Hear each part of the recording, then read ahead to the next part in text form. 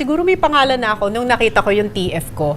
From starting nung sa nagsisimula ako na 1.5, nung nakikita ko na yung ina-account ng mami ko, yung nag 6 or 7 figure, syempre, yun yung parang, kaya ko pala yun. Kasi yung daddy ko, lagi niyang sinasabi dati, nung nalalaman niya yung mga endorsements, nung narinig niya yung talent fee for an endorsement, sabi ng daddy ko, siguro pag kumikita na ng ganyan si Celestine, baka wala na tayo sa mundo, hindi na natin abutin. So parang nung nakita ko na, naabot ko na rin pala yung point na pwedeng kumita ng ganon sa isang Sa endorsement. So natuwa ako na at least nandito pa yung parents ko na experience nila yon.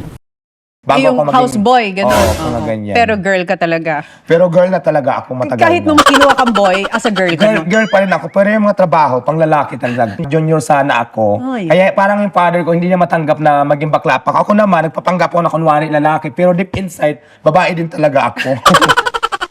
Nagtampo ka daw sa isang kaibigan dahil hindi pumunta sa kasal mo. Kayeng. Siya kasi dapat ang kakanta sa bridal march ko. Gusto ko yung song niya, Ikaw. So ngayon, nung nag-yes si Yeng sa akin, syempre, Yeng, thank you, ganyan-ganyan. Sinabi ko yung date. Actually, siya yung unang-unang nakaalam na ikakasal kami ni Non Rev. Oo. Sa mga kaibigan Hindi pa alam ko. ng ibang tao. Hindi pa, kahit si Ate Vi, si Oo. Eric, hindi ko pa sinabihan.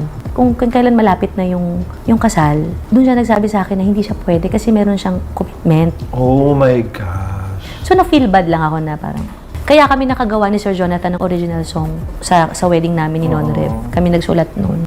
Biro mo, nakagawa ka ng bagong kanta, mas naging special. Oo. Kasi mas personal. Mas personal. You have to look for this sa brighter side talaga. Oo, eh. Meron talagang awitin para sa inyo ni Non. Sa amin ni Non Rev. At saka, isang beses lang ako ikakasal sa buong buhay ko. So, special to. Award-winning actress, concert queen.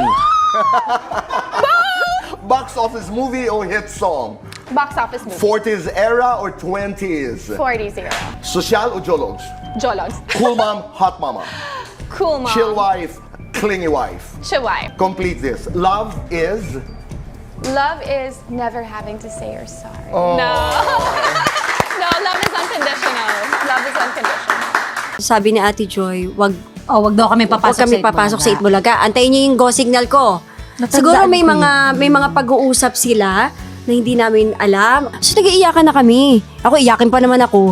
Iyak talaga. Parang, bakit? Ano nangyayari? Diyos ko. Biglang may nag-ring na phone. Wag na kayong pumasok.